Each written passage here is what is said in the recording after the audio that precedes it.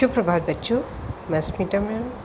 आज हम लोग कक्षा छठी के पाठ 9 मोर की कहानी, इसके जो लेखक हैं डॉक्टर रणवीर सक्सेना, उन्होंने बताया है कि किसी मासूम जीव का शिकार करना वास्तव में किसी व्यक्ति की हत्या या वध करने जैसा ही अपराध है।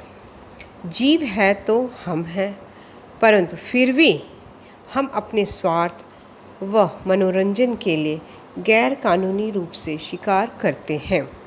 पतंगबाजी करना कई लोगों का प्रिय खेल है, लेकिन दूसरी ओर इसकी मांझे से हर साल सैकड़ों मासूम पक्षियों की जान चली जाती है। इन मासूमों की पुकार को अनसुना मत कीजिए। हम हैं बेजुबान, अपने हित ना करो कुर्बान, तुम्हारी दया पर हमारी जान, बख्श दो हमें इंसान। तो इस पाठ के अंतर्गत लेखक ने मोर की कहानी बच्चों के सामने पेश किया है और बताया है कि पेड़ों की अंधाधुंध कटाई तथा जहरीले रसायनों का अविवेकपूर्ण प्रयोग रोकने का संदेश भी दिया गया है। हमें पक्षियों के प्रति प्रेम का विकास भी करने के लिए बताया गया है।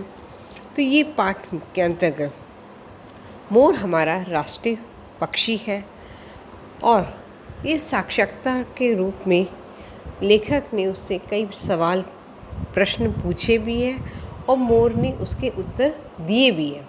साथ में उन्होंने बताया है, मोर ने बताया कि हमें सुरक्षित करने का मनुष्य के लिए, क्योंकि हम भी मनुष्य का साथ देते हैं, पक्षियों के बगैर मनुष्य अधूरा है।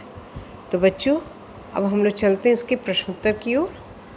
सबसे पहले हम लोग देखते हैं मौखिक का प्रश्नोत्तर देखते हैं। पहला देख लेते हैं, मोर को किसका रुतबा मिला हुआ है? तो इसका उत्तर होगा मोर को राष्ट्रीय पक्षी का रुतबा मिला हुआ है। प्रश्न नंबर ख देखें, राष्ट्रीय पक्षी का ऊंचा ओहदा पाने पर मोर को कैसा लगा? राष्ट्रीय पक्षी का ऊंचा ओहदा पाने पर मोर को बहुत अच्छा लगा।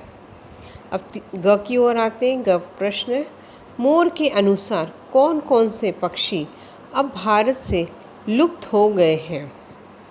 तो मोर के अनुसार गुलाबी सिर वाली बतख और पहाड़ी बटेर अब भारत से लुप्त हो गए हैं। घ देखें, पक्षी मानव के मित्र किस प्रकार हो सकते हैं? तो इसका उत्तर होगा पक्षी कीड़े मकोड़े तथा टिड्डियों को खाकर मानव के मित्र हो सकते हैं। अब आते हैं प्रश्न नंबर 5 की ओर। मोर ने लेखक से किस सत्य को स्वीकार करने की बात कही? तो इसका उत्तर होगा मोर ने लेखक से प्रकृति के सत्य को स्वीकार करने की बात कही कि पशुओं और पक्षियों को भी धरती पर रहने का अधिकार है। च देखते हैं प्रश्न नंबर 6, मोर महाशय की प्रसन्नता का क्या कारण था? मोर महाशय प्रसन्नता का ये कारण था कि जब लेखक ने मोर से कहा कि मैं आपकी बातें अधिक से लोगों एवं बच्चों तक पहुँचाने की कोशिश करूँगा। तो ये थे बच्चों मौखिक के प्रश्नोत्तर। अब हम लोग लिखित के प्रश्नोत्तर की ओर आते हैं। लिखित का पहला प्रश्न देखते हैं, लेखक की क्या इच्छा थी? उन्होंने इस इच्छा को कैसे पूरा किया? तो इसका उत्तर होगा लेखक को हिंदुस्तानी चिड़ियों के शहंशाह मोर से मुलाकात करने की इच्छा थी।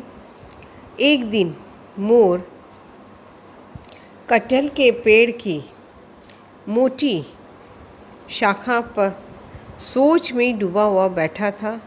लेखक ने उसे अपना परिचय देकर कहा, पत्रिका के नन्हे मुन्ने पाठकों की तरफ से मुलाकात करने आया हूँ। तो मेरी मीठी मुस्कान के साथ मोर ने मंजूरी दे दी। तो अब प्रश्न नंबर ख की ओर आ जाए। पाठ के आधार पर बताइए कि मोर को राष्ट्रीय पक्षी क्यों चुना गया। तो इसका उत्तर होगा, ईसा से कई साल पहले मोर की खूबसूरती दुनिया में मशहूर थी, इसलिए मोर को राष्ट्र पक्षी के लिए चुना गया। अब हम लोग आते हैं प्रश्न नंबर ग की ओर। ग का प्रश्न है बच्चों, पक्षी हमारे दोस्त कैसे हुए? तर्क सहित उत्तर लिखिए।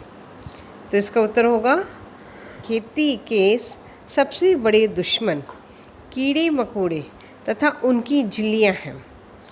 ये कीड़े अनाज को नष्ट करते हैं। पक्षी इन कीड़ों के दुश्मन हैं और ये पक्षी टिड्डियों तथा कीड़े मकोड़ों को नाश करते हैं। अनाज को नष्ट करने वाले चूहों का नाश उल्लू और बाज पक्षी करते हैं। इस तरह पक्षी हमारे मित्र हैं। अब प्रश्न नंबर घ की ओर आते हैं। घ का प्रश्न है, मोर ने मानव के विकास की दिशा को गलत क्यों बताया? इसका उत्तर होगा, मानव विकास तो कर रहा है, किंतु पैदावार बढ़ाने के लिए या कीड़ों से बचाव के लिए जिन रासायनिक द्रव्यों का प्रयोग करता है उससे कीड़े कम, पक्षी अधिक मरते हैं। खाद्य पदार्थों पर छिड़का गया जहर मनुष्य के शहर में पहुंच जाता है, जिससे मनुष्य का शरीर अनेक बीमारियों से जकड़ जाता है। तो ये थे बच्चों लिखित। अब हम लोग चलते हैं निम्नलिखित गद्यांश पढ़ के प्रश्नों के उत्तर दीजिए। तो यहाँ हम लोग देखते हैं, गद्यांश में पढ़ रही हूँ, उसके बाद हम लोग प्रश्नोत्तर देखेंगे। आपके विकास की दिशा गलत है। आप जो कीटनाशक दवाएं फसलों पर बेरहमी से छिड़कते हैं उनमें कीड़े कम, पक्षी अधिक मरते हैं। पौधों में आपके हाथ से डाला गया यह जहर आपके पेट में ही पहुंच जाता है। आप विकास तथा आधुनिक खेती के नाम पर चारों तरफ बर्बादी को दावत दे रहे हैं। तो बच्चों ये गद्यांश है, इसके आधारित पर प्रश्न है। पहला प्रश्न हम लोग देखते हैं, कीटनाशक दवाइयाँ छिड़कने का परिणाम क्या होता है?